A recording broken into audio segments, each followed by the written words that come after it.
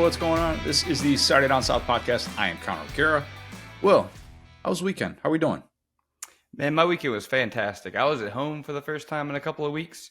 I got to, man, you were going to judge me so hard. So I have a gym in my garage, and unfortunately, I have not been home a ton. So I still have just kind of like some Christmas decorations strewn about there. Judged. Yep. Well, now I got a couple of Halloween decorations in there as well. So I spent part of my weekend, you might know this about me. I have one of those like 12-foot giant skeletons. Yep. It's huge. It looks even bigger than 12 feet. Yeah. And so I took it apart and cleaned it with like some wet wipes. And then I put him back up in this little hole in my garage. So that's what I did. I just cleaned up my skeleton.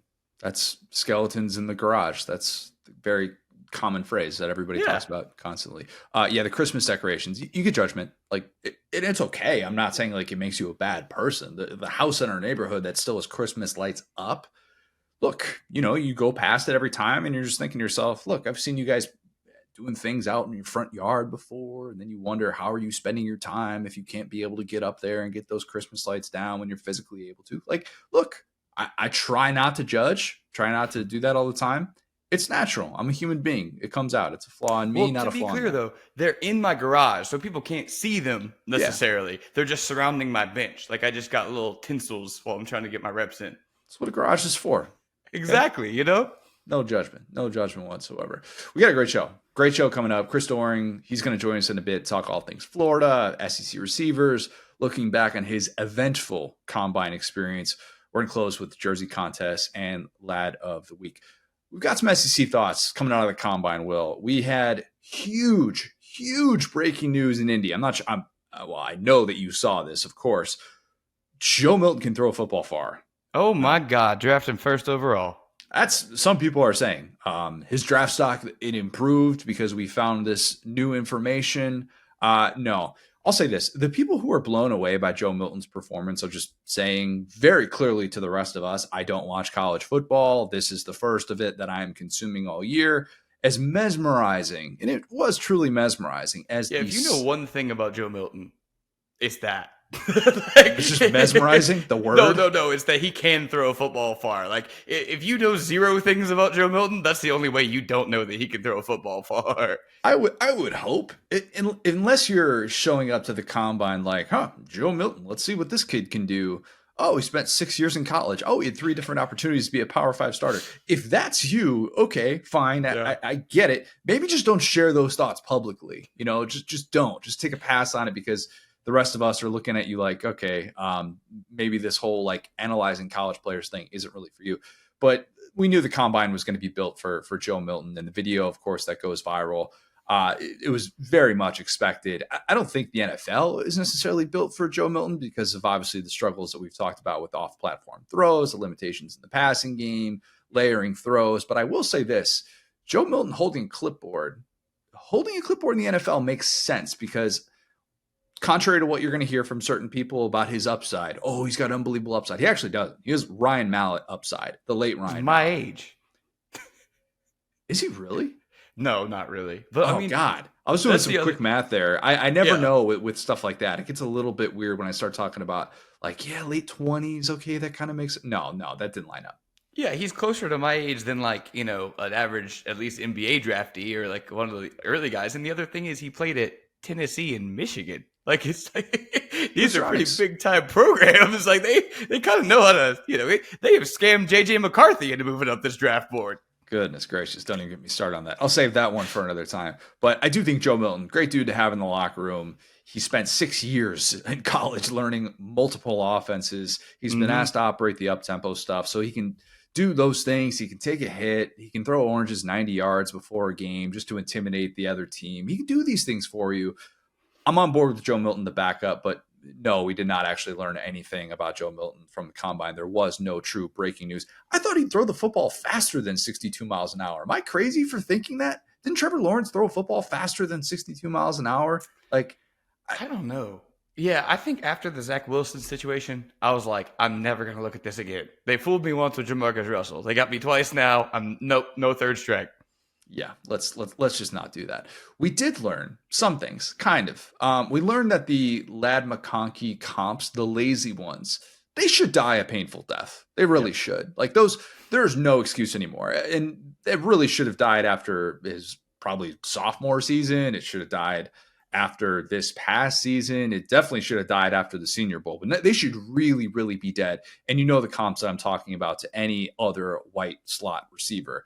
His combine, 4.39 in the 40. I don't know why I said it like that. 4.39 in the 40. He had a 36-inch vertical, 10.4 broad jump. Showed why he is a legit early day 2 guy. Daniel Jeremiah tweeted out a combine comp that was not Julian Edelman, Danny Amendola, Wes Welker, or any other white Patriots receiver that I'm just forgetting right now. The physical comp to everything Lad did at the combine was Garrett Wilson. Yeah.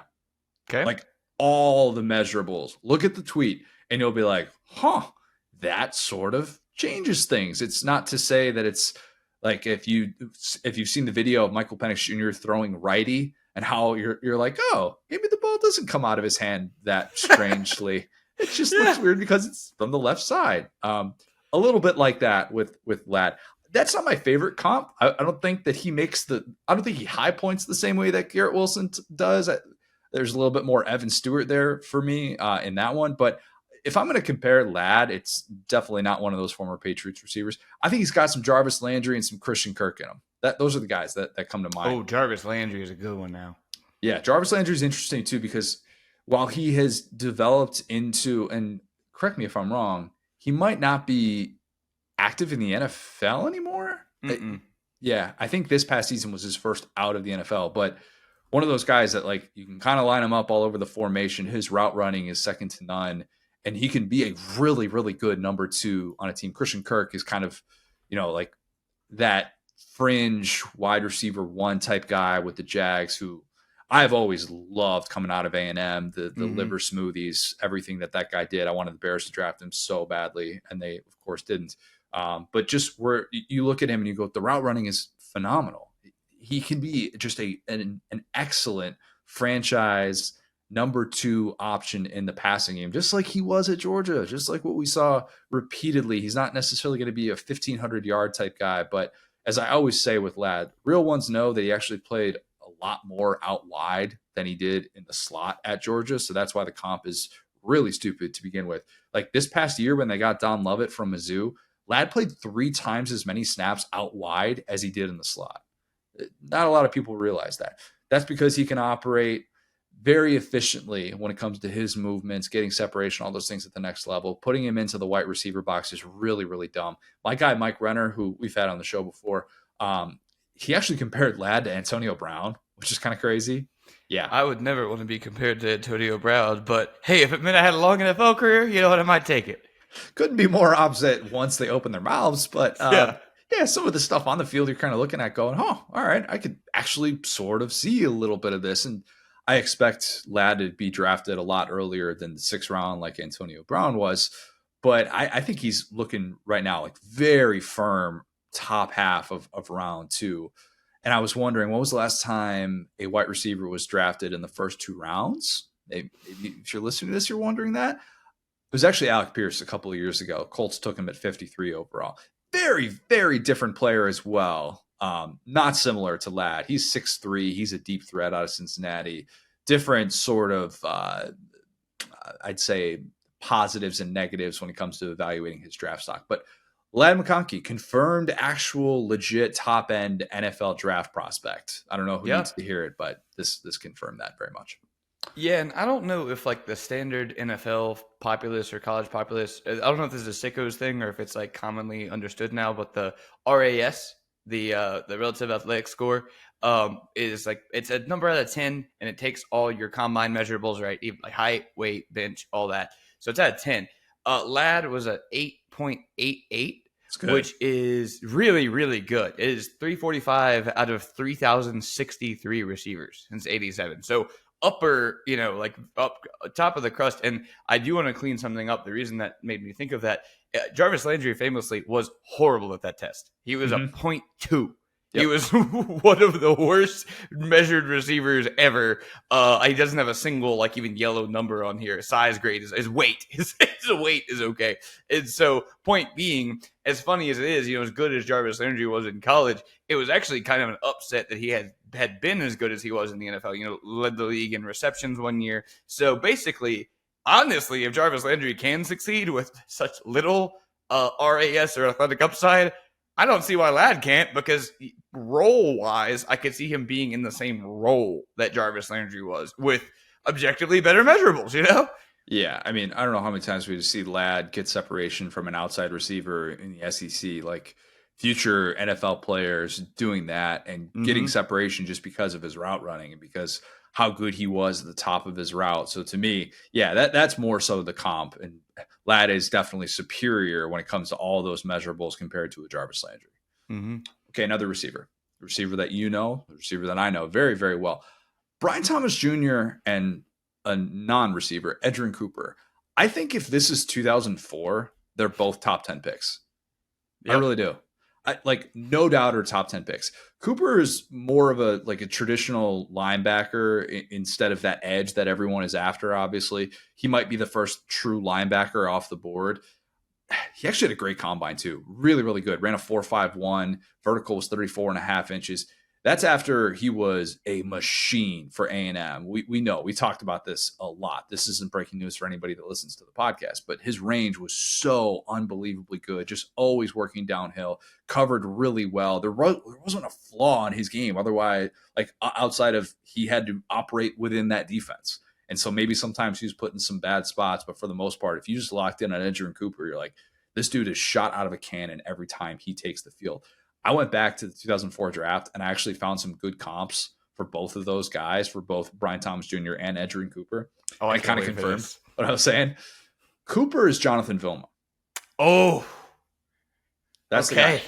Vilma was an inch shorter than Cooper, but also 230 pounds, middle linebacker, off-ball linebacker, however you want to refer to it. Really similar showings at the combine after a 4-year career in which they got progressively better. And in their pre-draft season, it was like, whoa, this guy is special. He's at the top of every single scouting report.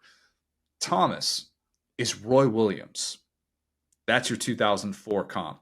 Okay. The former Texas great. It's very difficult. I get some of the Williamses mixed up because Roy Williams and Mike Williams play together with the Lions. And I'm like, oh, Mike's the USC guy. And I'm like trying to separate the two. There's a safety also named Roy Williams who I think played at Oklahoma, and they were at the same time. And played for the Cowboys. And then Roy Williams went to the Cowboys after he was with the Lions. There's a lot of overlap there with the late 2000s Williamses that I try and separate as much as possible. That's very difficult. But he went 7th overall in that 2004 draft. Those two guys, Brian Thomas, Roy Williams, they're both right around that 6'3", 210 range after just dominant college careers that began with a ton of hype. If you remember Coach O talking about Brian Thomas being the next great LSU wide receiver, which at the time is, of course, on the heels of Justin Jefferson and Jamar Chase. And he's like, this guy is next.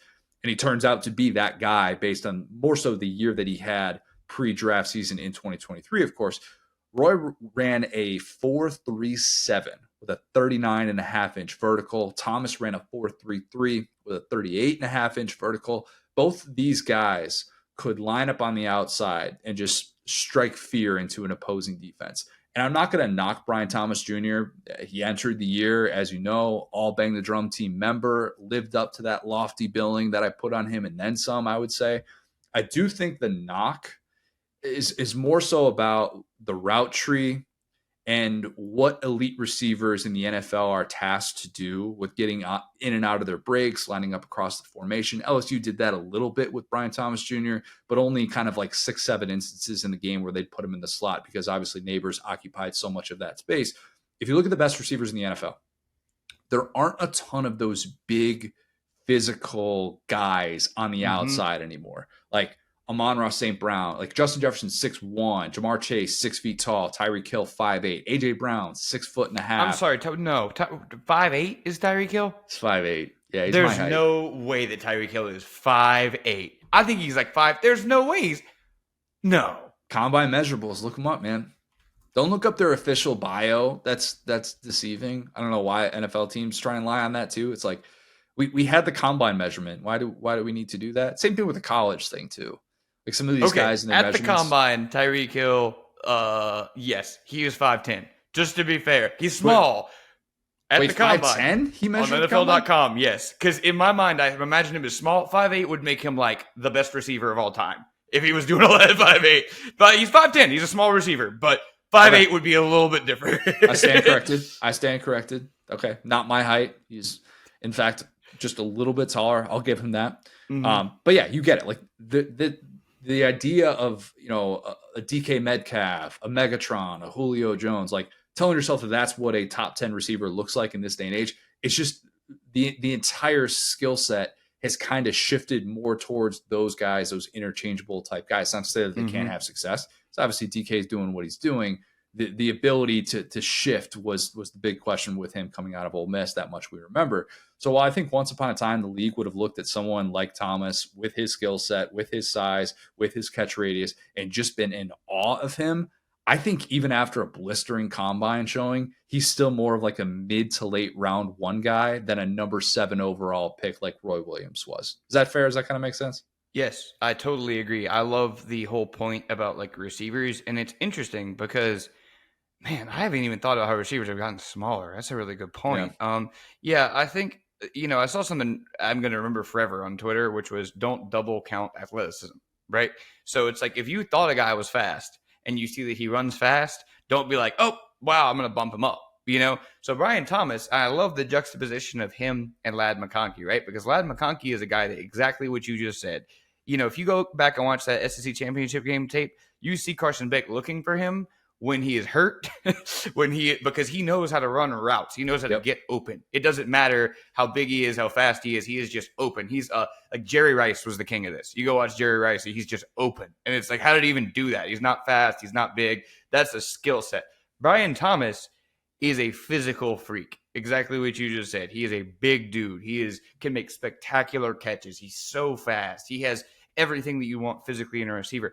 But the improvement for him has always been about route running, getting open, you know? And so your questions at the next level are going to be, well, when the separation is that small, you know, because everybody out there is an NFL athlete, right? I mean, other than the weird examples, there's a couple of those, but not enough, right? So when you're getting matched up with NFL DBs, being that much faster than them, if you have 3 wrong steps, doesn't really matter.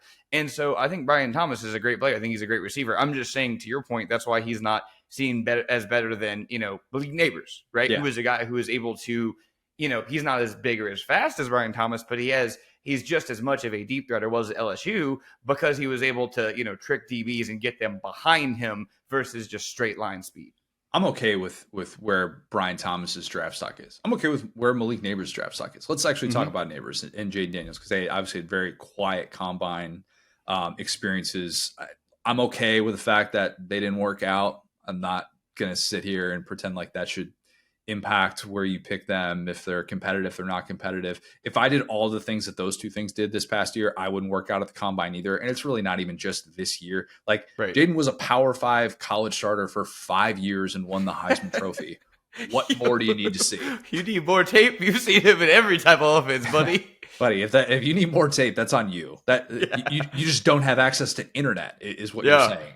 I don't really get that. Same with Malik Nabers, though. He's not as big as Rome Odunze. He's not as big as Marvin Harrison Jr.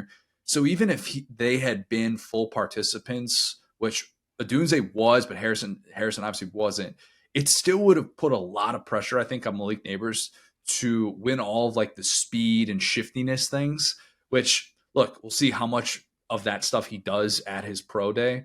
Maybe he's working through an ankle thing or something like that coming into the week. He doesn't want to get dinged for it. I'm not going to fault him for deciding this isn't necessarily the place to be able to display this when you're, you know, being mocked as a potential top 10 type guy. I love the spin. I mean, this was probably more so on Jayden's part and his team putting this together, but the spin that like they didn't work out in Indy so that they could shine a bigger light on their LSU teammates at pro day. That's like, agent chef kiss. I love that. A little bit of Indianapolis disrespect, though. You got to go clean that up. You're the Indy Batman. You got to be like, look, Indianapolis is the biggest stage there is. All right. Nobody's going to deny that.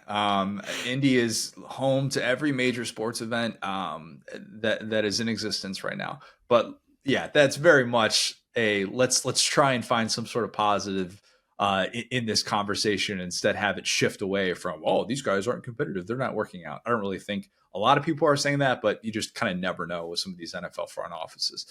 But yeah, I just think this is going to be the way that elite quarterbacks work, and probably elite receivers too. I mean, based on Marvin Harrison Jr. and his approach as well, we just have so much more access to these guys with these games on national TV. We have access to all 22 with alternate angles. Like there's just going to be guys every year who decide there's too much to lose. They would rather meet with teams in person. They'll do the media stuff. They'd rather do that than be judged on things that might be a touch outside of their element when they have really, really good tape, and that should shine for itself. So I'm not necessarily dinging those guys for that. Yeah, I think that teams, especially where these guys are projected, everybody kind of has their own, flavor in their own range. And if you're a team, you have so much data, like if you want a guy like a Dunze, right? He's a guy who has, made the spectacular plays. He could be a little bit better down the field. You've seen him in these big games. You've seen him be consistent, week in and week out. Like what he brings to the table is defined. Malik Nabers, as I was just talking about, he has so many reps. You've seen him run so many routes in that offense because the defense was so trash. You've seen him run every route in the route tree and be smooth, right? If you want someone whose name is Marvin Harrison, that is also an option. And then also, he's insane. His name is not going to not be Marvin Harrison tomorrow. He's already true. All right, true. He's insane. Yeah, he's good. He's good. It's just you really are betting on potential with him. You're betting on because he didn't produce like the other two in college. He just didn't. And I understand why people think why he is wide receiver one consensus because of those measurables and because of his last name. But that's not going to change.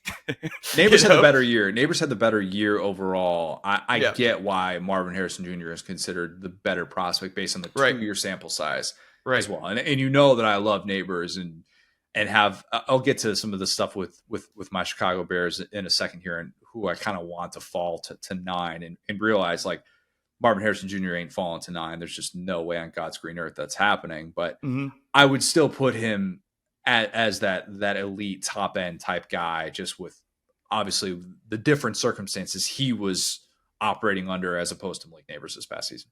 Yeah, and this is it's a joke, but it's not. It's like, with the quarterback situation. Okay, Caleb Williams probably going number 1. Okay, Drake May probably going number 2. There is no 40 cone drill you can do as Jayden Daniels to stop JJ McCarthy from jumping you. If a team wants to go draft JJ McCarthy, it genuinely does not matter if you go run a 4.3. They have decided they want JJ McCarthy. Agreed. Because there is no empirical evidence that says JJ McCarthy is better than you at anything. And I'm not even being mean. I understand the other two. I do. I get why you would want Caleb Williams. I get why you would want Drake May. I see what they've done and how they have, put their names and their skill sets out there. But that's the thing. It's like all you're going to do is hurt yourself because the rise isn't based on data. Well, you forgot. JJ McCarthy's a winner. All right. He's a winner. Yeah, put him with Matt House and see how it goes. I know, right? He'd be in the Sun Bowl. That's what he'd be with. Seriously, some of that stuff. Oh God, I just say, so Pat Mahomes 5-7 going into his pre-draft season. Not a winner, Pat Mahomes. And let's hire Cliff Kingsbury too. Yeah, seriously.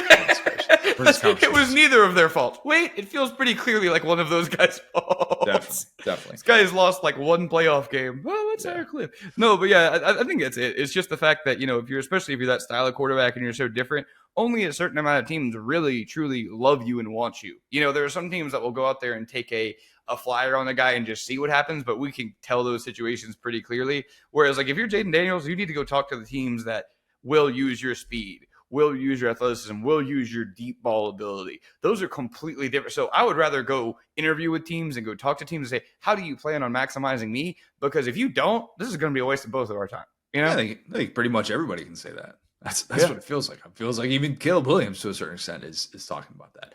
These are the 10 SEC players that I feel best coming off the board in round 1. Jayden's obviously part of it. Just in case you were wondering, why did I pick 10? It's a nice round number, and also the SEC average 10.5 first-round picks the last 10 years. So these are the 10 guys where if they don't come off the board in round 1, I'm going to be like, whoa, that's really, really weird. They're at the top of the draft board going into Friday. I'd be very, very surprised if we didn't hear these guys called on Thursday night. Jayden Daniels, Malik Nabers, Dallas Turner, Brock Bowers, J.C. Latham, Terrion Arnold, Kool-Aid McKinstry, Brian Thomas Jr., Amarius Mims, and Darius Robinson. Those are the 10 guys where I'd be stunned if they were not first rounders from the SEC.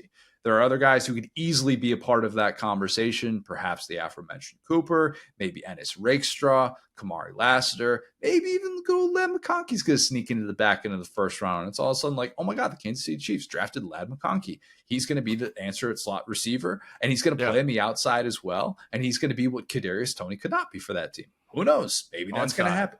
Maybe. But based on the way that everything has played out so far, if those guys fell out of the first round, it would be a significant surprise. I thought based on the conversations pre-draft and what we saw at the combine, that those were just like the 10 most solid ones. Amarius Mims is more confirmation that the water is different in Georgia. It just is. Okay. Mm-hmm. I don't know what's in it. Go look at that picture of Jason Hayward as a baby and tell me they're not doing something to that water. Okay. Fair. Yeah. It will always be different. And that was a pull. That's a really good one, though. I always think of that. Jason Hayward is yoked as a baby. And I don't know how much water he's drinking. Maybe it's going into, the breast milk, the formula. I don't know what his diet was as an infant, but man, it's something fierce. 6'8", 340. It just looks different when it's in a sea of normal people. Amarius Mims, that photo that went viral, and I can't remember who originally had that photo, where I thought to myself, oh my Lord, that guy could stand next to Jordan Davis. He could stand next to the guy that you're repping right now, Shaquille O'Neal, and he could actually look the part. And that's crazy. That is truly crazy because those two are the largest human beings that I have ever stood next to in person. And it's not even close. He's that big. He's huge. A little worried about the 8 starts that he had in college. Dealt with injuries, obviously, this past year. But him running a 5.07.40, that is so insane at that size. It's a freight train. I think my absolute best time in high school was like a 5.05 or something. And I was like, I hear Ludacris in the background of that 40. Move. Seriously. My God. Darius Robinson, he's another guy mentioned as part of that 10. He was underrated at Mizzou. He's not underrated now. I do find myself wondering if someone with his skill set, very versatile player, if he would be more of like a top 10 to top 15 guy if he came from Bama or Georgia or LSU. Just maybe a little bit of uniform bias there. He still should be a first-round pick, the ability to play both of those positions on the defensive line. I'm buying more and more that Dallas Turner could be the first defensive player off the board. And I think a big part of that is that there's just not a lot of those elite top-end guys on the defensive side relative to past years. There's not like a Will Anderson in this class. 2 years ago, we had 5 defensive players taken with the first 5 picks, and the takeaway was, see, the pendulum has swung back. We're not valuing offense the same way that we were before. And in reality, it just depends on the year and the way that it plays out. Like the year before, it was 7 offensive players to start the draft. And then J.C. Horn was the first defensive player at 8 overall. This year feels like it could be a bit of that. And maybe Turner going to the Falcons at 8 if they don't take a quarterback or if they don't trade up to take one. Maybe that's going to be the first defensive player that is drafted this year. Could have 3 quarterbacks, 3 receivers, Joe Alt, Brock Bowers. Maybe all of those guys are going to come off the board before Turner or Latu, who was obviously a force at UCLA. But anyway, SEC players that I absolutely expect to be first rounders: Jayden Daniels, Malik Nabers, Dallas Turner, Brock Bowers, J.C. Latham, Terrion Arnold, Kool-Aid McKinstry, Brian Thomas Jr., Amarius Mims, and Darius Robinson. Any pushback on that? No, I think that makes a ton of sense. I think it's an interesting point about Mims, because I remember seeing him at that South Carolina-Georgia game, and, that was one of the ones where he got injured and was, not carted off, but he was kind of struggling. And one thing I've noted, I think he's good, but this is just an overall trend. Go, get on 3, listener, and go look at the top tackles coming up. Tackles are not, like, regular size anymore. Like, I don't know what's going on. Like, it used to be you could be an offensive tackle at 6'4", 6'5", was like a big offensive tackle. Now you look through the top 20, like high school offensive tackles. They got dudes. They're like, I don't know if they're converted basketball players or they're just feeding these kids different, but they are just getting bigger and bigger. And I mean, poor Drew Brees. I'm glad he's retired because he wouldn't be seeing anything if he had these modern lines. But yeah, poor Bryce Young. Anyways, no point being, yeah, I think yeah, to your point, there's definitely some value in a guy like Darius Robinson. I think Edgerrin Cooper, to your point, is another guy that, maybe the question would be, I imagine him as a pass rusher, and I went and looked, and he had like 0.5 of a sack his first 3 years. We had 8 last year, so that helped him out a ton, obviously, because you do want to have that little bit of flexibility, like we talked about with Harold Perkins. But yeah, I think all of that makes sense. My only thought is, if the New Orleans Saints draft Dallas Turner, I'm gonna go be a Bengals fan. Back to you. That's gonna be tough for you, man. Isn't that always weird when it's somebody that you rooted against so actively? When they were in college, and then they go to your NFL team, like Titans fans having to root for Will Levis, all of a sudden it's like, man, we said some pretty nasty things when he came rolling through Rocky Top. And I always love like when you have to make that switch, you're like, oh, well, this is interesting. Like one of Lauren's friends, she has season tickets to Indiana women's basketball, and like we'll root for the Indiana Fever and stuff like that, but has pretty actively rooted against Caitlin Clark throughout her career. And now Caitlin Clark is obviously going to go to the Fever at 1 overall. And she's like admittedly conflicted about it. As great as she is, as otherworldly as she is, there's still a little bit of this PC that's like, it's going to take some time. It's not that easy, just all of a sudden flip the switch to this player that I hated and rooted against. So understand where you're coming from with that one. Yeah, I think, and the thing is too, I love Herb Jones. You know what I'm saying? I love Roman Harper. It's one of those things too. It's like, yeah, he's good, but I feel like he's not Will Anderson or a transformative pass rusher. So I just feel like the Saints are cooked, is my overall thought. There's not really even a lot of pushback there. If they get rid of, my boy Marshawn Lattimore, we get Dallas Turner, we're going to be in the gulag for years. Anyway, I still like Dallas Turner. I think he's fine. I think he's a fine player. The Saints need so much. Is my point. Like if he's not Cameron Jordan or one of those guys, it's like, oh. Maybe Saints will find a replacement at corner. Maybe a certain Terrion Arnold could be that guy. There you go. How can you not love Terrion Arnold? Like and I realize I'm talking to an LSU fan right now, but if you saw the clip of him with Stacey Dales where he's breaking down his own film, which included a botched backflip celebration during drills, a very touching moment where he's paying tribute to his mom. His mom was alive, by the way. I don't know why I said it that way. His mom's like very much alive.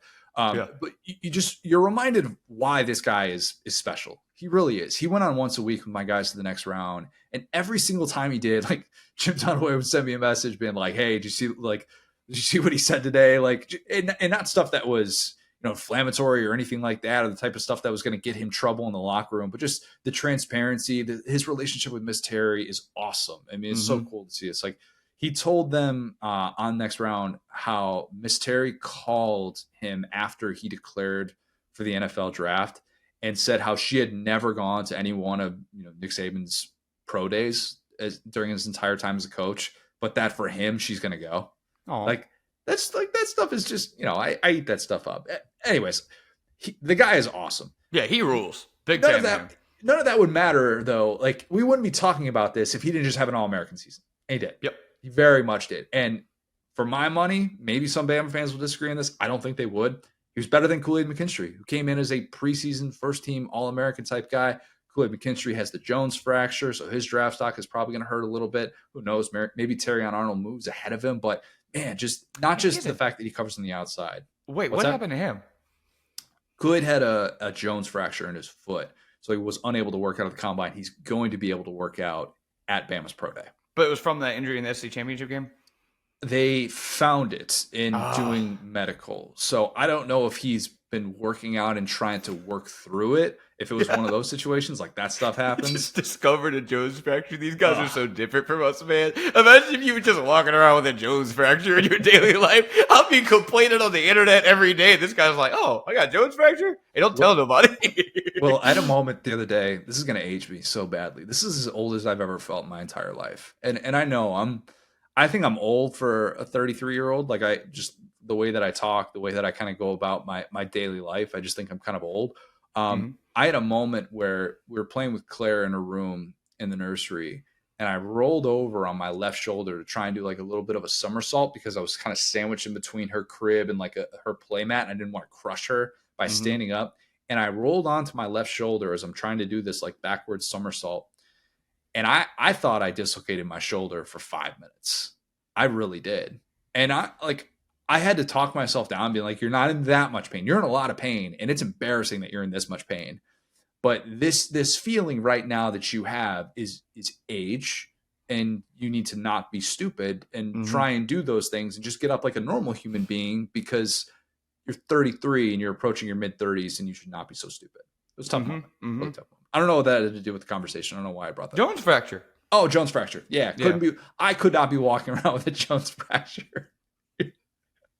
My man just had a senior moment, but he was like, "Now, what was I talking about?" Tough, I was just playing with you, bro. Okay. Permission to be a fan, Will. Do I have permission to be a fan? Absolutely. Okay. I'm wearing a Bears shirt. Got the Bears helmet in the background. Shout out to the YouTube audience. As a Bears fan, I've accepted that Caleb Williams is happening. I've accepted it. And I've been trying not to talk about this, because outside of Jayden Daniels, like if all of a sudden the Bears were more interested in him, maybe the Bears trading down a pick or two or something like that, and being involved that way, like this really is just a conversation about my selfish desires as a fan, and really nothing else. Maybe you care about that, maybe you don't. I've had a lot of moments over the past few months in which I have convinced myself that giving up on Justin Fields would be a mistake. And there's still part of me that thinks he could be a franchise guy. Maybe it's with the Falcons, maybe it's with the Steelers. But based on Ryan Pohl's comments at the draft, all signs point to Caleb Williams being the guy at 1, and the Bears doing right by Fields and finding him another home. Like I've accepted that is the next big move that the team that I root for is about to take. And I am terrified. Okay. Not like, did I just dislocate my shoulder terrified, but emotionally terrified for the place that I could be. This is going to sound weird to you and anybody else that is rooted for an NFL team consistently. I can kind of sleep at night knowing that in 2017, when the Bears traded up to get Mitch Trubisky with the number 2 overall pick, while the Chiefs were able to get Mahomes at 10 overall, I can sleep at night knowing that the Bears would not have turned Pat Mahomes into the Pat Mahomes that we know today. Okay? I think I can almost say, well, for the good of football, it's better that Pat Mahomes didn't go to the Bears. That is something that I will acknowledge, and I will continue to bang the drum to say, like, oh, the Bears passed up on like the greatest quarterback of all time. They did, but again, they didn't have Andy Reid. They didn't have a guy like Alex Smith to learn from. They didn't have a Hall of Fame pass catcher like Travis Kelce. The infrastructure wasn't there with those Bears. I'm not saying Mitch Trubisky would have been good with a good infrastructure, but you get what I'm saying. It's the Bears. Infrastructure is just never there. But what we're talking about in 2024, the infrastructure is more there than not, even though they have a lame duck head coach, in my opinion, Matt Eberflus. I say that because DJ Moore and that number 9 pick, those things, I'm giddy if the Bears are ending up with Nabers or Dunze or Bowers. Oh my God, please let Brock Bowers go to the Bears. I would want that so badly. So badly. I don't think they'll do that because they typically don't think like that when they have Cole Kmet. But Brock Bowers would be an upgrade, and you could do all the 12 personnel that you would ever want with him. I have this feeling that I'm sure so many people listening to this can feel. And maybe you don't feel this way about your college football team, but maybe there's another team in your life that you feel this way about. I just always think my team is going to mess it up. I do. And that sucks. It really sucks. The Bears' first round picks in my lifetime are Cade McNown, circa 1999. Met him at New Age Sports. Shout out to that place. Hope it's still in business. Rex Grossman, 2003. Mitch Trubisky, 2017. Justin Fields, 2021. That is not including Cutler, who they traded to be able to get with the Broncos, even though it felt like a first round pick because they traded first round picks. Don't even look up the Bears trading a first round pick for Rick Meyer after the team that drafted him number 2 overall, the Seahawks, were like, we actually don't really like him. We're going to ship him out of town. The Bears were not smart enough to see right through that. My Bears fandom is so pathetic that outside of maybe a year of wearing a Rex Grossman jersey in 2006, the year that they went to the Super Bowl, the only Bears quarterback that I have repped is Jim McMahon. It's a Jim McMahon t-shirt I've worn on this podcast. Like a guy that I literally was not alive to see play for my team is the guy that I choose to rep. So yeah, like I'm jaded, I'm terrified, I'm all of these things. And even though I do think some of the attitude things with Caleb Williams are a bit more overblown, they're a bit more media fan perspective than what teammates and coaches actually think about him, which at the end of the day is more important. I've accepted that it's happening, and I'm already bummed that Justin Fields is going to be gone. I am kind of taking my ultimatum away that I wouldn't root for the Bears anymore if Justin Fields didn't work out because they have this number 1 overall pick. But I'm scared. I'm scared, and I just came to a safe place to admit that. Yeah, I mean, with the Bears, like, at least you kind of know what they're about as an organization. I mean, I will say that hoping the Bears draft Brock Bowers is kind of like dying of thirst in the ocean. It's like, please draft a tight end, Chicago Bears. But, I mean, I would say that, I'm in a worse situation was that I used to root for a smart organization. They just fell off a cliff. And they're dumber than the Bears. So at least you don't put the Saints as dumber than the Bears. That is an insult. That is an insult to the franchise that you root for. We both have incompetent head coaches right now that are running our teams, and that is very, very frustrating.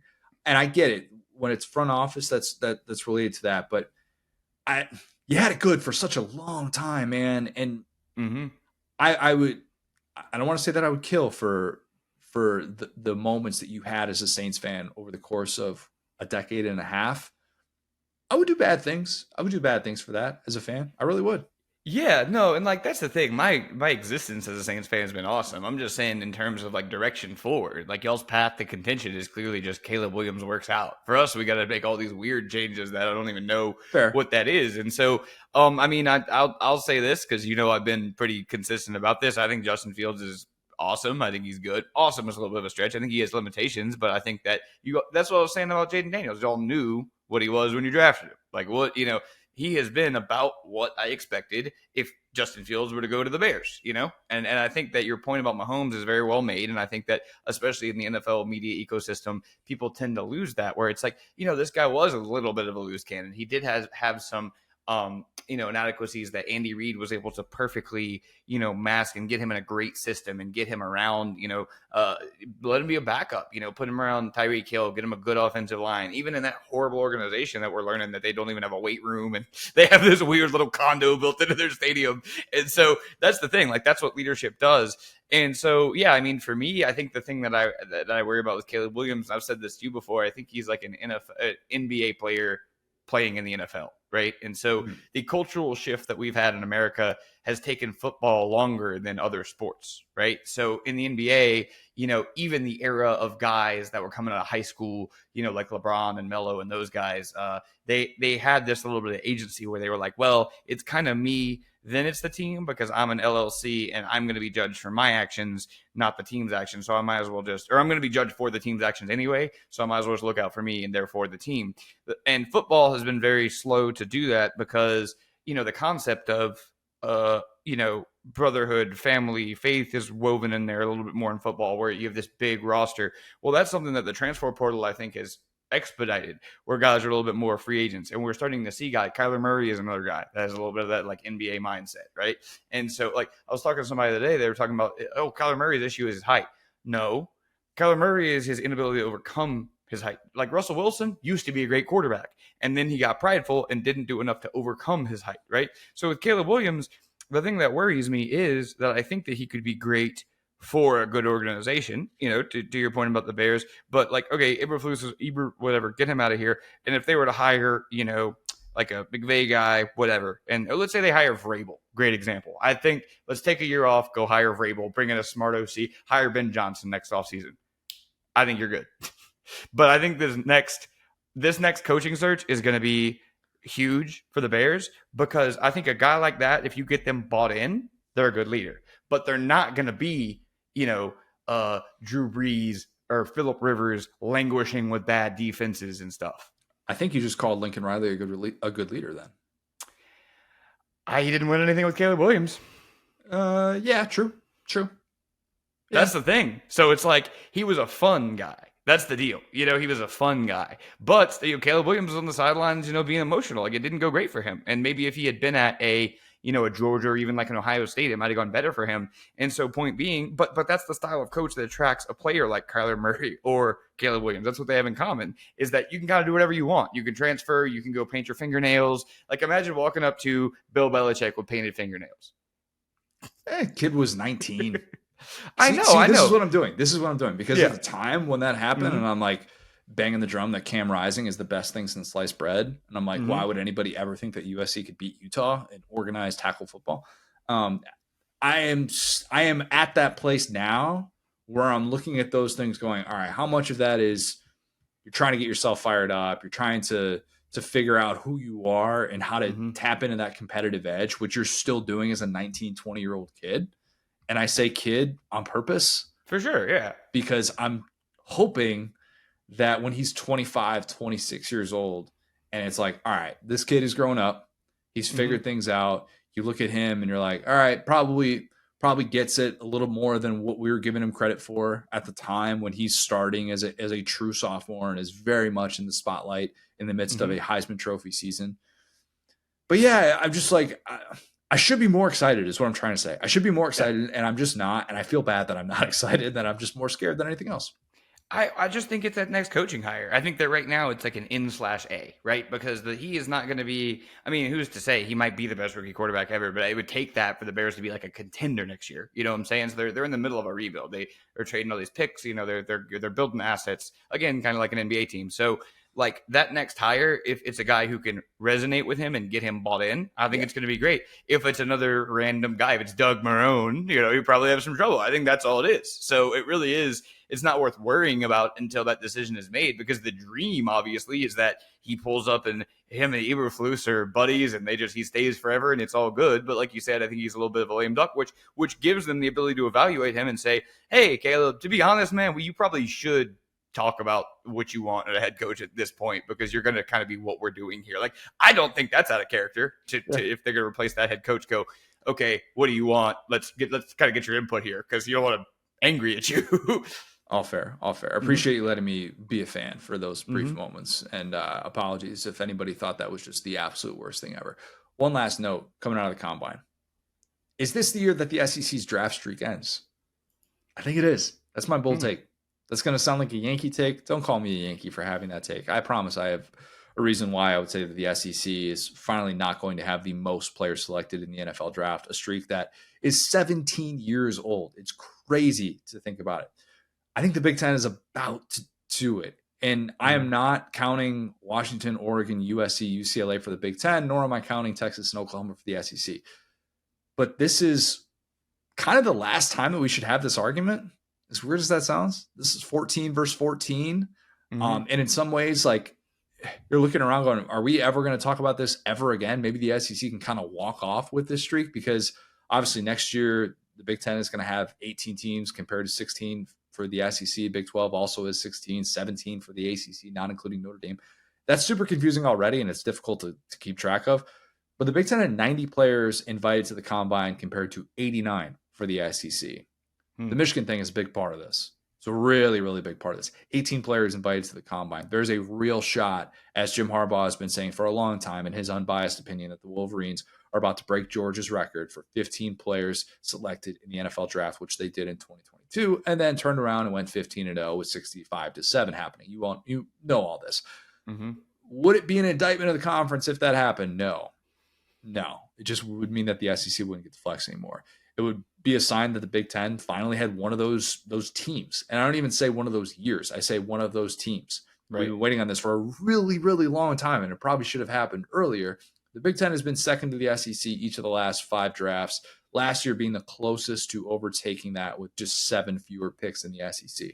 But I'm saying this now because brace for that flexing. If it is indeed the SEC's first year not having the most players selected since 2006, which was just before I got my driver's license. Yeah. Been a long time. Yeah. Could be happening.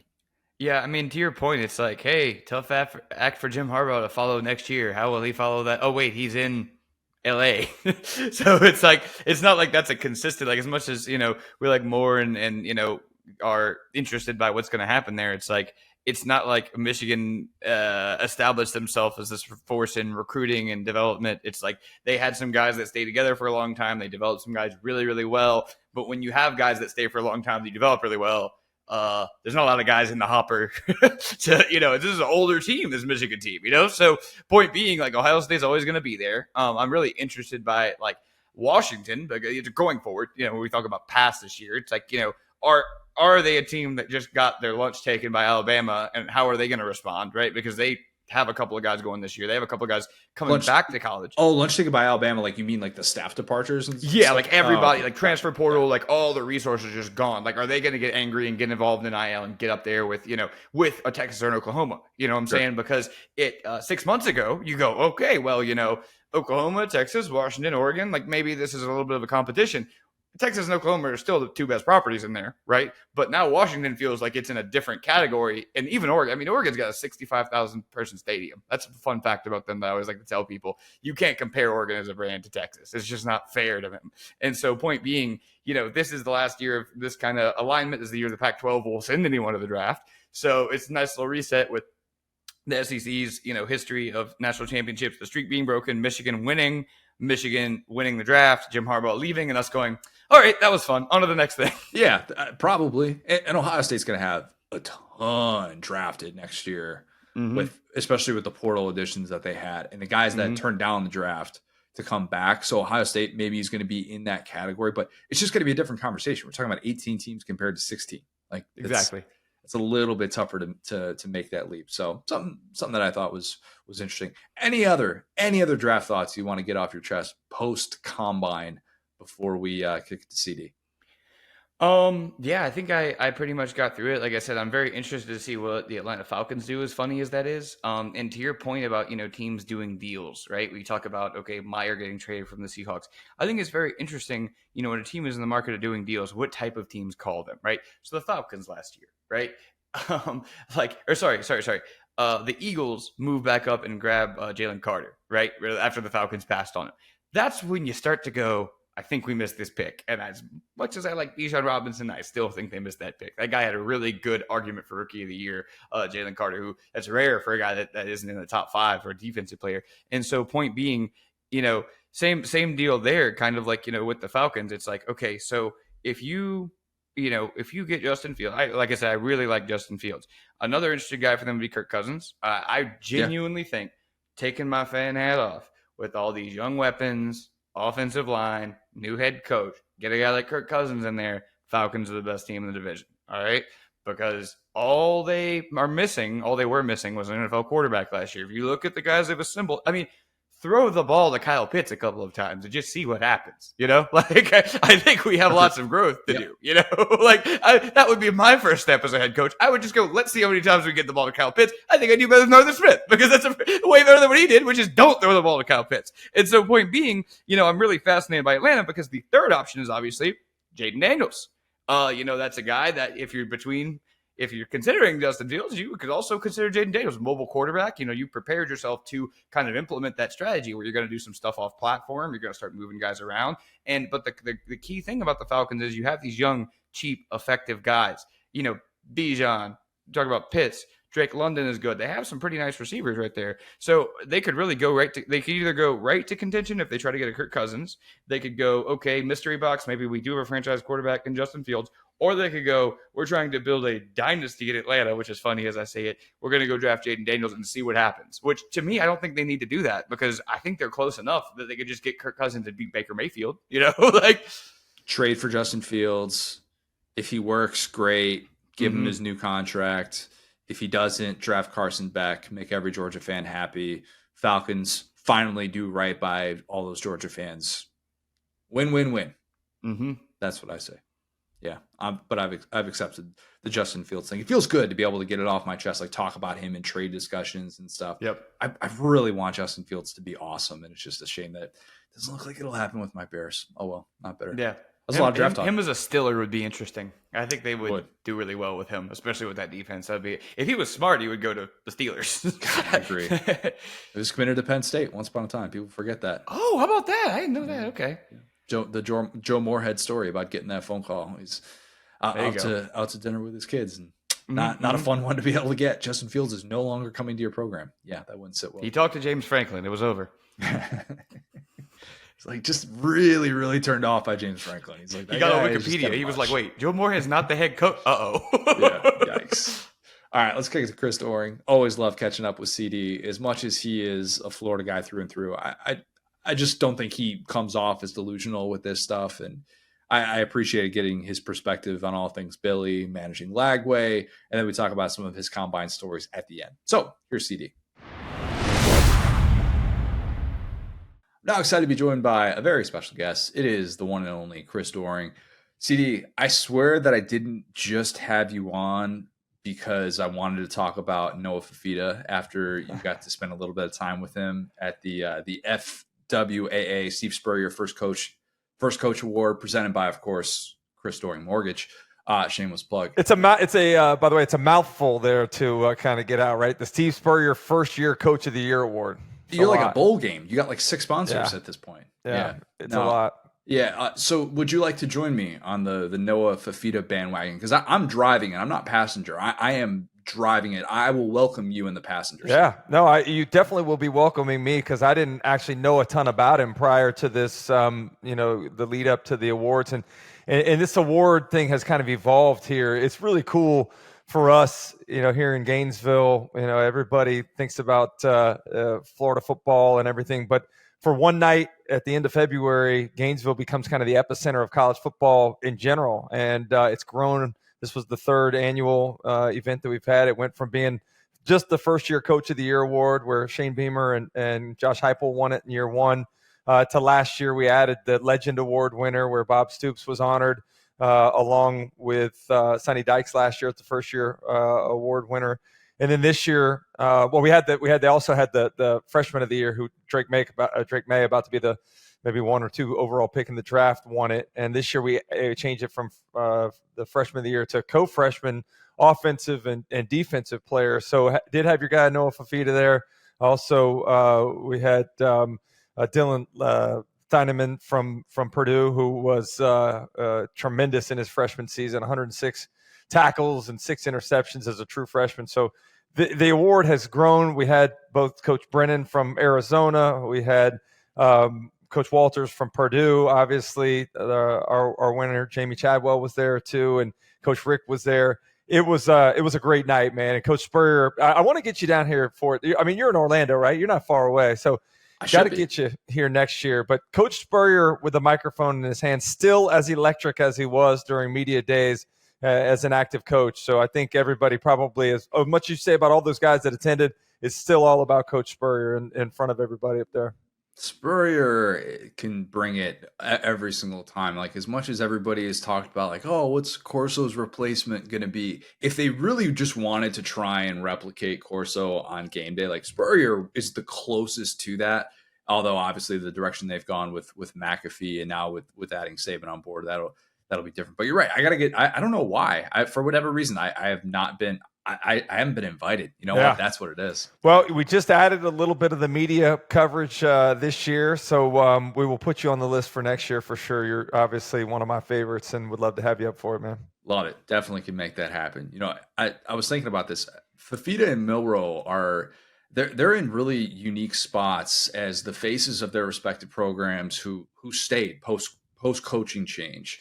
Should we have an even greater appreciation for those two on the outside because of how easy it would have been for them to be able to hit the portal, getting paid a ton of money probably to leave? Yeah, there's no doubt about it. And listening to Noah Fifita talk and having a chance to talk to Dylan Theineman before the awards banquet, I asked him, where he was from. He said, I'm from, just outside of Indianapolis, in northern Indianapolis.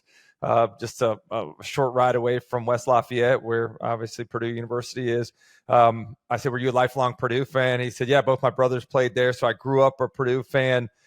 So you're talking about in a day and age where we talk all the time about name, image, and likeness and transfer portal and guys moving all over and not having any real connection to the school. We honored 2 guys that night that were contrary to what we hear about all the time. So maybe it's not as prevalent as what we make it out to be. Maybe we should focus on the guys like Noah Fifita that, committed to a school, that stayed despite a coaching change, that stayed despite, being really effective in an offense that Jed Fish now has taken to Washington and wanting to finish the job. Both of those guys were very adamant about their love of their respective universities, and it was refreshing to hear that on that Monday night earlier in the week.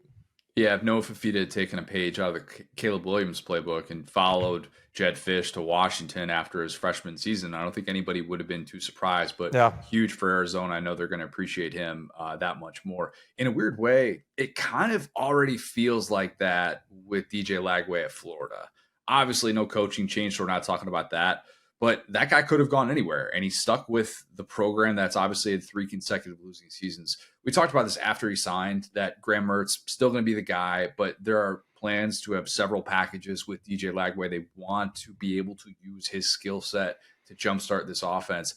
How do you think Napier approaches this, knowing how daunting those final 5 games are that everybody's talking about? Well, first and foremost, I think the success of DJ Lagway and Billy Napier at Florida are intertwined, right? I mean, they're connected at the hip. How DJ Lagway goes is going to determine the future of where and how long Billy Napier is able to stay in Gainesville.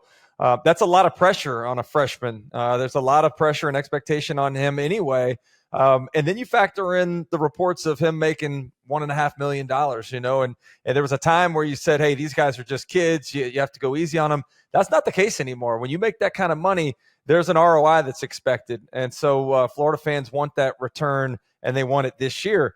The great part for DJ Lagway is that he has Graham Mertz coming back for another season. I don't think you could have a better situation for DJ Lagway than to be an understudy behind Graham Mertz, not have to necessarily carry the load, do some things to complement what Graham Mertz does, but most importantly, learn how to be a professional. That's what I saw from Graham Mertz this year in terms of coming in, learning the offense, the commitment to being in the playbook, the commitment to creating relationships with his teammates.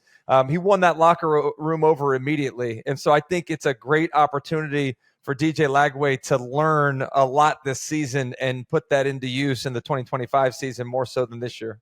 Should he be getting reps with the ones in spring and in fall camp? Like, would you prioritize that if you were Billy? Would you be saying, hey, like, look, I know Graham's our guy, but you just never know how things are going to play out. We think that you're going to be getting meaningful reps in these games. Like, would you be saying, DJ, we need you to be able to take some first team reps? And I don't care if that's, going to upset some others in this quarterback room.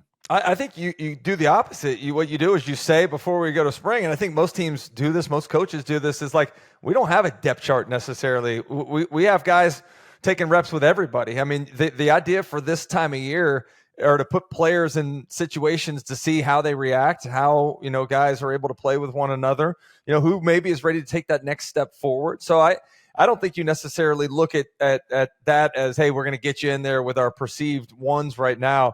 I think you'll see a lot of different combinations of guys getting a chance to work together throughout the spring and summer. It's probably not a fair question. I'm putting you on the spot a little bit, but does he remind you of anybody specifically? Like, is there a comp? It doesn't have to be just a Florida guy, but everybody talks about the deep ball prowess and what he's capable of doing. That's why, you don't win these national, player of the year awards without having some of that. Like, but is there a guy that you can kind of pinpoint and say that's kind of the game that he has modeled his own after? Honestly, I haven't watched a ton. I haven't gone in and watched any of the game film necessarily. Everything I've seen have been on the social media cut-ups that get put out there. So obviously you're getting to see the highlights and what they want you to see. Clearly a tremendous arm and has mobility to create when things break down, or can be utilized in the run game as well. I think it's an interesting, and maybe you can answer this more so than I can at this point. And I'm looking forward to getting to see TJ in the spring when I get out to practice some. But there was such a contrast between Chris Leak and Tim Tebow that it was easy to say, all right, we need Tim Tebow in the short yardage goal line situations. We need him when we're going to run a little zone read stuff. I don't know, how different. I certainly don't believe that they're as different as those two guys were when you're making a comparison to their games. But, I'm interested. Is it more so situational that you use DJ Lagway, or is it, hey, we're going to give you the 4th series and be ready to go in there and run that entire series? Remember, I go back to who was it at Georgia at the time? Was it David Green and DJ Shockley? I think it was, right, where they would put Shockley in and get his own series every couple series in that game. And there are different ways to work guys in, but I think you don't you don't do it at the cost of the rhythm of the offense. So finding a way to do that organically and not having it be something that takes away from what Graham Mertz is able to do. Because when he gets it rolling, I mean, I think Graham Mertz was the best transfer portal acquisition of any player in the conference last year. And maybe you have somebody else in mind for that. And maybe it's because we're thinking about the rankings heading into the season. I think most people probably had him in the bottom third of all the quarterbacks in the SEC heading into the season. I think at the end of the year, you could make the argument that he was a top third quarterback.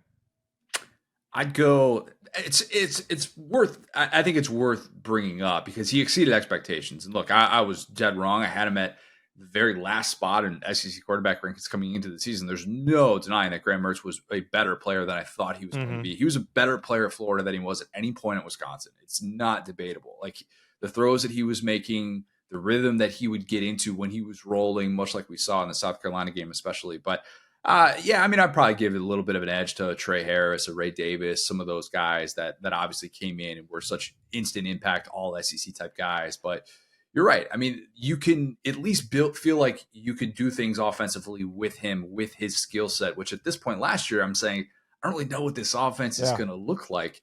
And that is going to be a fine line for Billy to try and walk of not taking away from the offense, but keeping him involved. It's hard. I thought Mullen did it really well. Connor, I'll tell you this, man. I think one of the things that I feel really good about when looking at Coach Napier and the staff is obviously they know how to evaluate talent. They know how to find guys that they can project to fit well into what they're doing schematically, particularly on the offensive side. I mean, Ricky Pearsall is going to be a top 50 draft selection coming up here in a couple months. Ricky Pearsall, maybe we didn't know enough about him at Arizona State, but seeing what he was able to do and projecting that into this offense certainly makes me feel good about it. Graham Mertz, I was with you. Watching him at Wisconsin, he was less than impressive there in those 3 or 4 years, whatever it was. But, listening to Coach Napier last spring talk about how good he's going to be in this offense when you give him opportunity to have tags at the end of every play, to get him to the right play at the line of scrimmage, to give him an opportunity to be out of the shotgun where he hadn't had the chance to do much of it at Wisconsin. I feel good about what they've been able to do in terms of identifying folks that not only fit well in the schemes, but culturally in the locker room as well. I've shared my thoughts on this ad nauseum, so I'll spare the listeners me repeating myself. But what are your thoughts on Billy keeping play calling duties and just bringing in former OCs to be analysts? Yeah, it's crazy for me, Connor, because I go back and think about, like, I could never have imagined Coach Spurrier handing over the play calling duties. I mean, Coach Spurrier is maybe the exception to the rule in terms of maybe the best play caller I've ever seen before. The guy that can stand on the sideline and know what a defense is doing before they even know, and calling the right plays just based on the momentum of the game.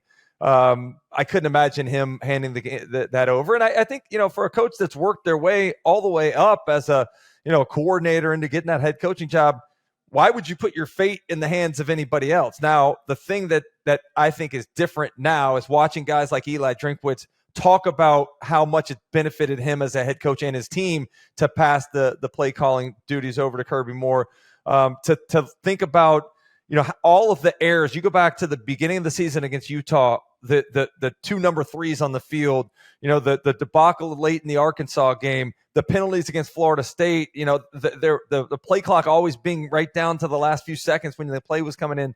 That was a theme throughout the year.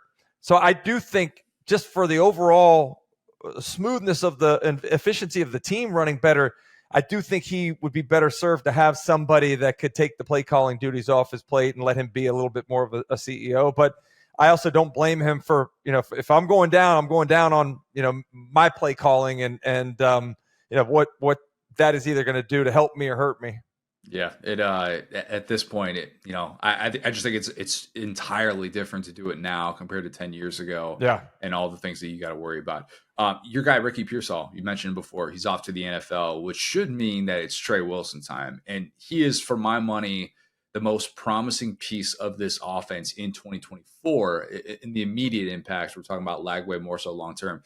Does he have all SEC type upside already? There's no question about it. I mean, the reports, as soon as there were 3 wide receivers that were in that class that they signed last year as freshmen, Trey Wilson was the one that stood out immediately. Everything I heard from the initial practices that my friends had seen, and Shane Matthews, he's the color guy, former 2-time SEC quarterback, 2-time player of the year in the SEC at quarterback position back in the 90s. Like, he knows what he's seeing in terms of looking at receivers that are big time players, and he told me right from the get go how impressive he was. I think having the benefit of being around Ricky Pearsall, just as I talked about DJ Lagway benefiting from Graham Mertz and the professionalism that Graham Mertz approaches the game with, I think Trey Wilson benefited from that significantly from Ricky Pearsall, and still continues to have some mentorship from Ricky and encouragement in that way. So he's a playmaker, as a guy that can go up and get the ball. I've seen him make plays in practice and red zone drills where he's out jumping guys that are way bigger than him. I've seen him, take the jet sweep and go the distance. There's a lot that he can do. So I think he's one that not only has the capability, but I think if Florida's offense is going to take that next step further and have somebody that can also kind of replace the production of what Ricky Pearsall had for the offense, they need him to be a get it to guy that you commit to getting a certain number of touches in a game. I love those interchangeable guys like that. Just move them across the line of scrimmage, across the formation, whatever the case may be. I don't care if he's sub 6 feet. Doesn't matter. Let that guy go make plays. Yeah. Let exploit him. Get those mismatches and take advantage of that as much as possible. I think there's a consensus. Luther Burden is the SEC's best returning wideout. Then maybe after that, you go with, a Trey Harris, Juice Wells at Ole Miss, maybe even Jordan Watkins is probably thrown into that group. And then after that, maybe it's like Trey Wilson, Brew McCoy, Squirrel White, Dom Lovett, maybe even like a Kyron Lacey, who's expected to do even bigger things this year at LSU with those two guys off to the NFL. But there's always going to be transfers. You're doing a great job here. We're sitting here in almost March. And the recall, my mind gets rusty on some of these names. Like, I'm talking more basketball right now. I'm not on TV for football. We're doing basketball stuff on the SEC channel on Sirius XM. We're talking baseball. So, I was like, please don't put me on the spot for who the next guys are behind those that you listed, because man, my mind has too much rust on it right now. Well, this is how we do it. I'm trying to get your mind going a little bit, bringing up all those guys. But I appreciate that. I'm wondering of those guys that I mentioned, or maybe even somebody else that came to mind as I was listing those off. Like, who's a guy that you want stock in? Keeping in mind, like Luther Burden, obviously that stock price would be really, really expensive. Yeah. Then maybe those other guys are a little bit more similar. You know what? I want to go back to. I want you to tell me what Juice Wells' stock is right now, because this time last year I had him along with Malik Nabers as the two best returning wide receivers.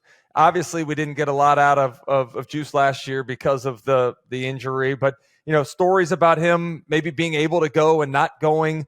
What happened in terms of shopping himself around to get some money on the open market. Like, I want to know how much this guy's into playing football. I want to know how much he's into putting the work in this year, because he's got the skills. And I thought, coming from a place like James Madison, making that jump that he did in his first year at South Carolina, he'd have a little bit more hunger about him. And to hear that maybe he could have gone last year and didn't, that made me a little frustrated, man. I hope that's not who we're going to see in Oxford this year. I hope not either, because I felt for him when the way that it played out with him deciding, whatever Spencer Rattler does, I'm going to follow in his footsteps. If he goes pro after 22, I'm going pro as well. If he comes back, I'm coming back with him.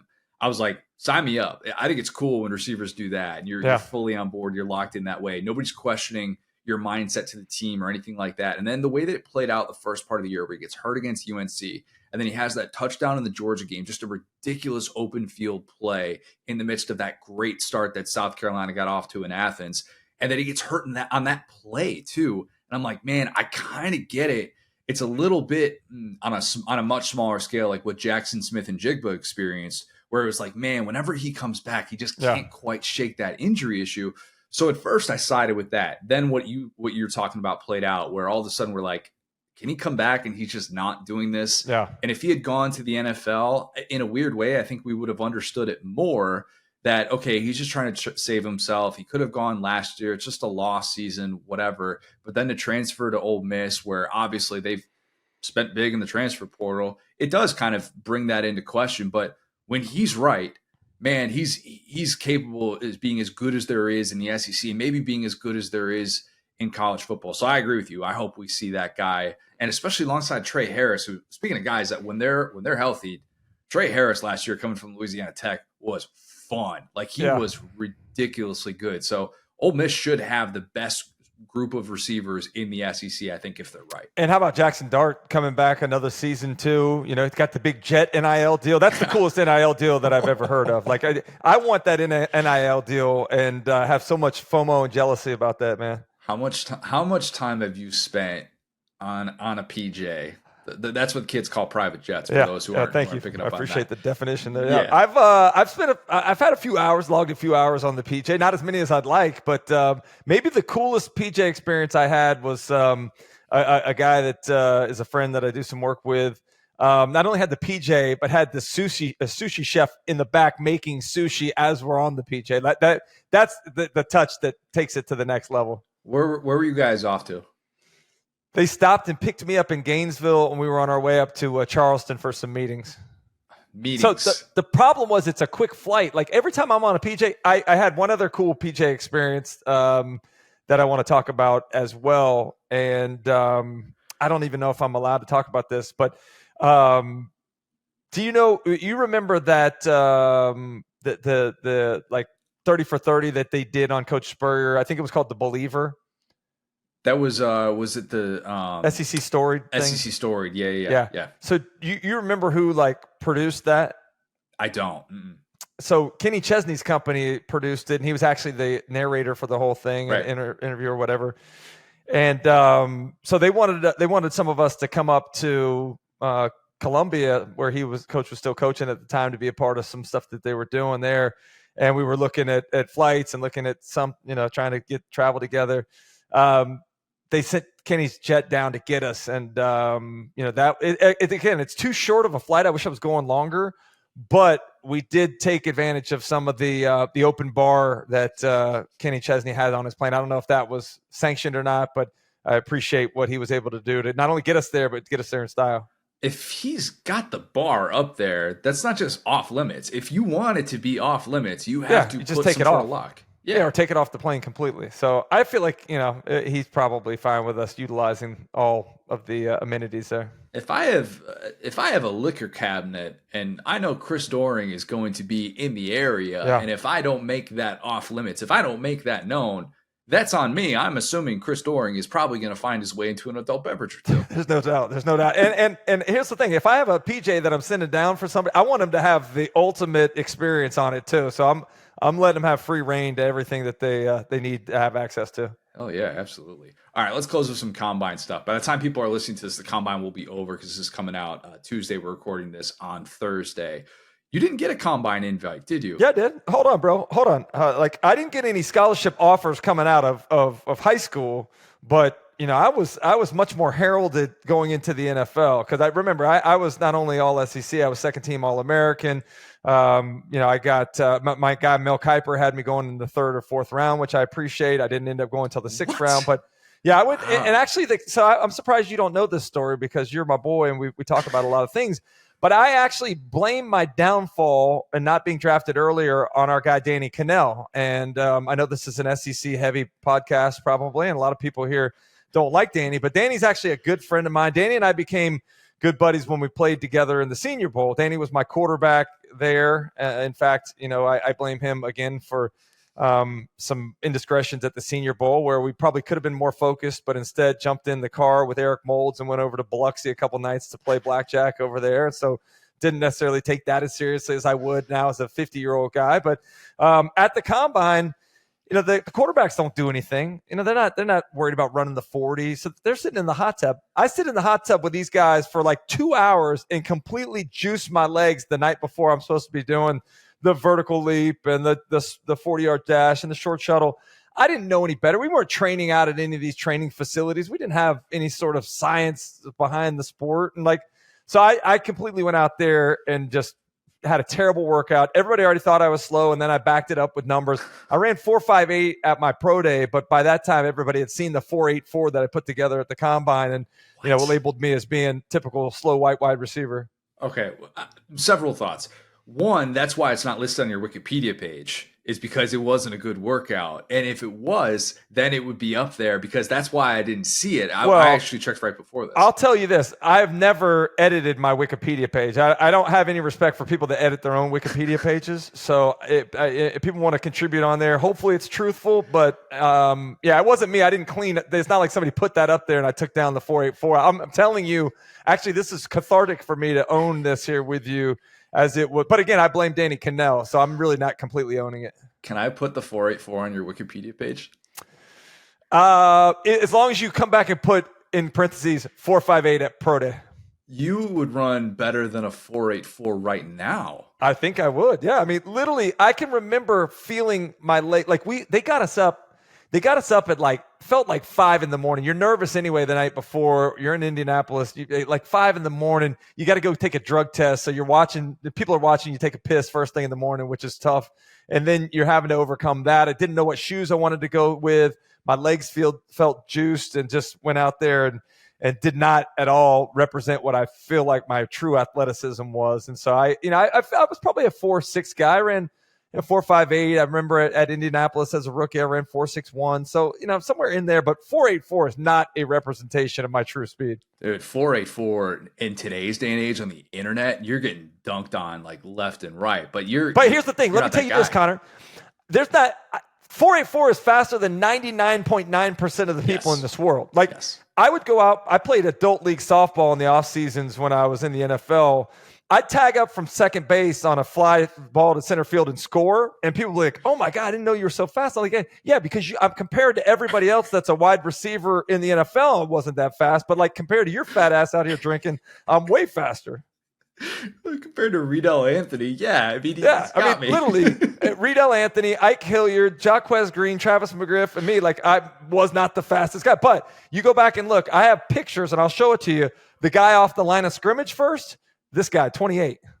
Look at that burst. You would have gotten the first, what do they do? Like the first 10 or the first 20. That's like a big part of it for explosion that they track. Like you would have been all over that. So now what I want to do, I don't want to put 4.84 on your Wikipedia page. That's not an accurate representation. Yeah. What I want to put is off-season softball league. Chris Doering was known to tag up from second multiple times. It wasn't like a one-time thing. I'm trying to make people throw me out. I'm tagging up from second, and there was no stop sign, at the third base coach. If I was in center field and I caught a ball and you tagged from second to home, we're having a discussion. That's when I get mouthy and I'm probably like, what did you think? Would you think my arm fell off or something? For trying you, or if you threw me out? Because if you threw me out, then you could be able to talk. But nobody ever threw me out tagging from second base. True. But think about it. One, you have to be able to catch the ball. Two, you have to be able to throw it all the way to home plate. And three, you have to actually have somebody that can catch the ball at home plate and put a tag on somebody. So I'm forcing people to make plays. You should have tagged from first. That would have been aggressive, I think, perhaps. CD, you're the best. We'll talk soon, man. All right, man. Thanks, Connor. All right, Will. Jersey contest. It is your turn. I have teased this. You waited this long to bust out the Shaq LSU jersey. It's an all-timer. It's darn good. I don't know if it's going to win this whole thing because the familiarity that a lot of people probably have with it. It's fire. We're showing it right now. Go subscribe. Saturday Down South on YouTube. Very elite. Did you have any sort of talk yourself into getting a Shaq jersey? Because it seems like the most Will Ogburn jersey I can possibly imagine. So I actually got this as a birthday present from Brady, and it was super cool. I actually just had not. I like to spread kind of like the sports out. Like I'll get one from here, one from there. Didn't have any LSU basketball jerseys, despite there being, a lot of players that have been interesting for LSU. Not that they've had a ton of team success, but like the individual stars have always been there. But this is just an all-time festival jersey. It's right up there with like the Penny Hardaway, the Carmelo Anthony. Yeah. You know what I'm saying? I've worn this 2 festivals especially if you're a little bigger guy, you get you the black undershirt where you're not feeling a little bit moved up. You know what I'm saying? You can get the airways going, and then people just see it and they're like, look at that guy. He's got an LSU O'Neal, not the 34, folks, the 33. I think that there is probably not you know what? I take that back. There are bad Shaq jerseys that one can have. Celtics, Cavs, but I am a sucker for the most unique jerseys imaginable. And Shaq racked up a lot of those at the end of his career, like the Suns jersey. If you Mm-hmm. wore a Shaq Heat jersey to a festival, like, oh, that's cool. Won a title with Yep. them, obviously. Yep.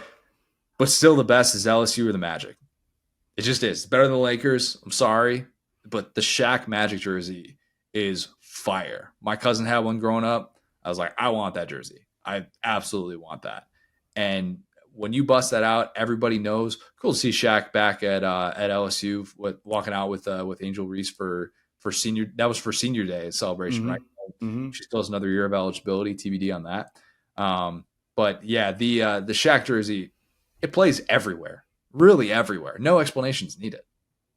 Yeah, for sure. And I mean, the cool thing about Shaq, and when you hear him interviewed, there's something interesting about him that I don't think gets discussed a lot, which is that most centers, right, if you think about them, are not very gregarious guys. Because a lot of them get bullied when they're younger because they're just different. You know, you become when you're, 6'2" in, third grade or whatever, and you start to balloon up to 7 feet tall, you stick out in the crowd and you want to make yourself kind of smaller. Well, one thing about Shaq, coming from, his family and it was, kind of military background, he was overseas, all this different stuff.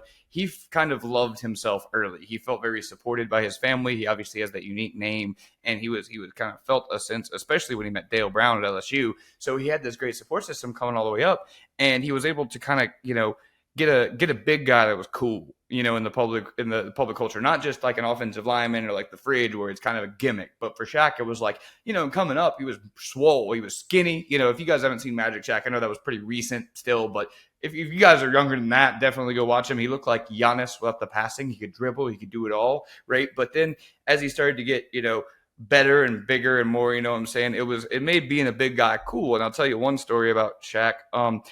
There was a place called Marchand's in Baton Rouge that Shaq had a signature sandwich at. And funny enough, we went there, and my mom, so I also had a signature sandwich there. He had the Shaq burger, and I had the bean on a bun, because when I was a kid, my nickname was Bean. And so me and Shaq were co-signature sandwich owners.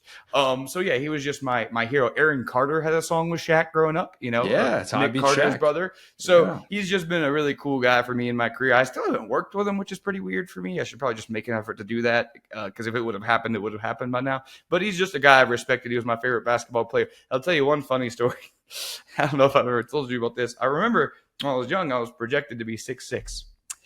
And then I didn't do sports, and I ate a bunch of Cheetos. So now I'm about 6 feet. So I remember in the driveway just saying to myself, oh, I'm just going to be like Shaq. Oh, I'm going to be able to dunk on everybody. Oh, this is so great. I don't need to be able to dribble. I don't need to be able to shoot. I'm going to just dunk on everybody. And then everybody just kept growing, and I just stopped at like age 15. So, yeah. It's tough, man. Been there. Stopped growing freshman year. Yeah, like early freshman year of high school. Was like, I'm tapped out. I laughed at the doctor when he said that I was going to be 5'9", and buddy, was he right. Yeah, no, that's tough. Love Shaq and Blue Chips. All-time underrated sports movie, Blue Chips. Go look that one up, kids. I think it's on Max right now. I think it's on Max. That's yeah. Is not Blue Chips Netflix. on Max? That's good looks. I'm going to check that out. Yeah. Watched it about a month ago. It was great. Still plays very, very well. Interesting now in this world of college sports that we live in. I think it was Stu Mandel who put it, like, the entire plot of Blue Chips is now obsolete because of NIL and what it's become. Yeah, that's a good point. Yeah. Great movie. All right, lad of the week. Want me to start, Will? Yeah. I got Chris Mortensen. R.I.P. Oh, I know. man. One of those things, man, like, one of those things that when you see the update, you're just like, God, I knew this was going to happen at some point, but just a massive bummer. 8 years after he was diagnosed with stage 4 throat cancer, his battle came to an end, unfortunately. For so many people that are right around our age group, like, you just can close your eyes, and NFL on ESPN, it's Boomer, it's Jackson, it's Mort. Like, it's those guys. It's John Clayton, maybe a little Sean Salisbury mixed in there as well. But, like, Mort was just such a staple of that, of like NFL Countdown, NFL Live, SportsCenter hits, like whatever it was. And I always personally had a soft spot for him. He got stage 4 throat cancer in 2016. My dad got esophageal cancer in 2016, which very soon turned into stage 4. Mort and my dad started looking a lot alike once their hair loss set in. And when you're going through cancer and you've had a family member or a friend experience it, you just look for inspiration wherever you can get it, from people, from anything. And Mort's battle was an inspiration. It really was. Like, you'd see him going through chemo, and then eventually he'd get back on the desk where he's, talking about NFL stuff as if he's, at 100% and everything's going fine, when you know that it's not. And while he wasn't necessarily like in peak form, at least on camera, battling stage 4 cancer, obviously, it just gave me peace of mind at times to see him, like, having a guy that at various stages of cancer be on TV, just be open with his struggle, look like my dad on national TV. I think he inspired a lot more people than he'll ever know. And I'll be rooting for his son, Alex, who many know played at Arkansas, more recently became like a key behind the scenes guy at Bama, and now is Trent Dilfer's OC at UAB. And I was thinking about this. That's such a crazy sentence. I just want to appreciate that. Trent Dilfer's OC at UAB. Still every once in a while I'm like, oh yeah, Trent Dilfer, UAB. Like, he's going to have his moment soon. Very, very, very soon. But I was thinking about this, and you consume pro sports media a lot as well. It's hard to think of a newsbreaker right now at that level come off as agendaless, right? Like, Woj and Shefty are the best reporters in the business, but they have tweets where they just look like they're typed up by an agent, because that's ultimately who they're at the mercy of. And maybe I'm wrong here, but I never really got that vibe from Mort. And he was just a pro's pro, a guy that is so unbelievably respected and will be missed by a lot of people, even though I didn't know him personally or anything like that. Just a guy that inspired so many people with what he did when he was healthy and what he did when he was not. Yeah, I think, to your point, like, one of the coolest things about him to me was that his Avi has stayed a picture of just like his son giving McFadden a handoff at Arkansas. And it just says in his bio, that was my son at Arkansas in like 2006 or whatever. And it's like, that's it. Like, it's like, this is my happiest moment as a dad. I'm leaving this here forever. Heck yeah. And it's like, every time you would see him, it would just be this picture of his son handed off to McFadden. I'm like, that rules. Like, that's just like such a cool support, even though he is obviously, super duper famous and like probably the more famous one. Like, he's bringing everything back to his family. I think it's awesome. I'm right there with you. He's, sports media obviously has changed a lot, man. And guys like that were even few and far between, the quality and the honesty and stuff that he did. And then you're right. I think it's hard to find guys like that, for sure. It's like kind of the last of a dying breed in many ways. Poor choice of words there, but like, it just it feels so difficult to come through the way that he has and not just constantly be wondering, like, all right, well, who's he banging the drum for? Who's doing this? Who's doing that? Those people right now are they're very difficult to find at that level of success that he got to. Yeah, I'm that wins for sure. I think that, that's one of those where it's like, this segment could be happy, it could be sad, it could be a little bit of everything. I will say one guy that I don't even think even talk about was Xavier Worthy breaking the 40-yard dash record. Yeah. I think that definitely deserves a head nod. I think, as we talk about, people are becoming more athletic as time goes on. It's kind of getting scary, bigger and more athletic. A guy that's kind of going under the radar right now that I would like to give some shine to is LSU pitcher Luke Holman. So Luke Holman is a transfer from Bama that was famously named as Student Athlete 1. He was the one that was a healthy scratch that his head coach then tried to launder money through. And that sucks. I'm just going to be honest. Like, I'm not even trying to slander Bama with that. It's just like the fact that this guy was known as someone that was used as kind of a pawn in this illegal gambling scheme. And, it just goes through the whole thing about, college athletes and who's really looking out for these guys. And it was cool to watch him over the weekend play against Texas on, Astros.com, in Minute Maid Park. And it was cool to see him be part of, a winning team. Like, not that I want to hype up LSU, but it was cool to just see the guy out there having fun, and what an ace pitcher he has become for LSU, kind of putting all that stuff behind him. And, he's going to be a big leaguer one day. I can tell you that after watching only a couple of his games, just because his control of the baseball, his speed, the way it's just like watching, one of these guys, Scherzer or something out there, not to compare those two, but just the difference between him and the batters he's facing. And you watch, the Texas pitchers kind of nibbling the zone, trying to trick guys. And he's just gas. And I'm sitting there going, look at the journey this guy has been on. You know, I mean, this is still, you know, part of that recruiting cycle where guys were dealing with COVID and everything. And his whole college career has just been this weird little story. And now it's just like, you know, you came in here and you had all these expectations after following Paul Skeens. And so far you've really lived up to it. So I think it's super duper cool. This guy has eyes on him. You know, his coach's heads are in the right place. He's a good organization. And it's always great to see, you know, as much as we want to root for like, because you know me, I'm a Pelicans fan. Like the big market teams, the power teams are usually my enemy. But it's good when a guy sometimes gets called up and says, okay, you know, now let's think about your future. It's you know, not about being selfless anymore. It's about letting people see how great you are. And I thought about that over the weekend. It's just like, man, how this guy never lost hope. And he's just out there. He's he's throwing gas. And I think that's really cool. I was talking to Ben McDonald about him a few weeks ago for a baseball story I did. Yeah. Every once in a while, we flex the baseball muscles at Saturday Down South. That's what we do. And it was like, yeah, that guy's probably the key to LSU's rotation and figuring out if he can be, you know, the top end guy that he was at Bama. If that's going to translate over to him at LSU, it's going to go a long way into, you know, as to whether or not they're able to repeat this year. But yeah, that's a tough look too when you're showing up. Whenever someone searches for that story, like his name is probably going to come up every single time. And unless you do something bigger that outweighs that, it's kind of tough to move past that at some point. Like you'd be amazed the amount of times that people will send emails to us in media when their name was brought up in a story, or like sometimes it was like, oh, charges were dropped or something like that.